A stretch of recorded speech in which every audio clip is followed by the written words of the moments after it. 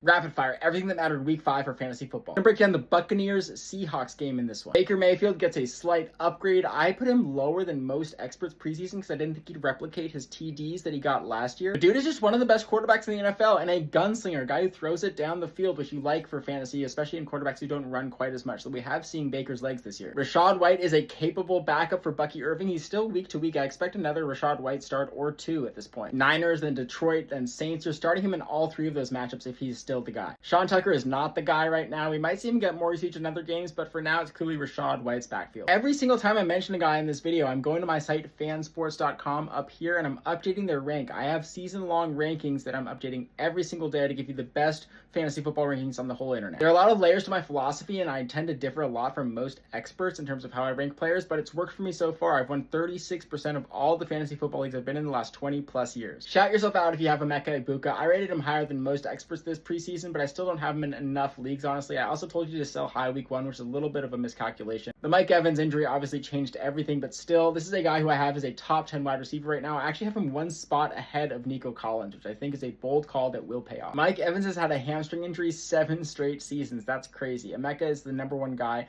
to stay. What he's doing as a rookie is in historic territory, the Puka Nacua, Justin Jefferson level of elite wide receiver rookie performance. Cade Otton had a game, and if you need a plug-and-play tight end for bye weeks, he's pretty solid when Mike Evans is out. Look at his career splits. I'm okay bailing on Chris Godwin at this point. Maybe he's still a little bit hurt, but still 4 targets is just not going to cut it. There are a lot of guys like Tez Johnson, for instance, getting more involvement in this offense at this point. Sam Darnold is a guy I told you not to sleep on preseason because this is a solid offense. And yes, we are seeing that. Sam Darnold can throw. He had a great year last year. We forget. Right around that top 20 quarterback range for sure. Zach Charbonnet played more snaps than Kenneth Walker and had the only rushing touchdown on the team. It's a bummer if you're a Kenneth Walker owner. I was telling people, and I got a lot of hate saying that he wasn't going to pull away from Charbonnet based on the performances he had while Charbonnet was out. But the coaching staff has made it very clear they want this to be a 2 running back, 2-headed attack. Both of them are just borderline RB3s at this point unless one of them gets injured. Jackson Smith-Njigba is making me look very smart for pegging him as a breakout receiver this year. He has looked phenomenal. Top 5 wide receiver talent in the league and also top 5 in fantasy. Very high floor,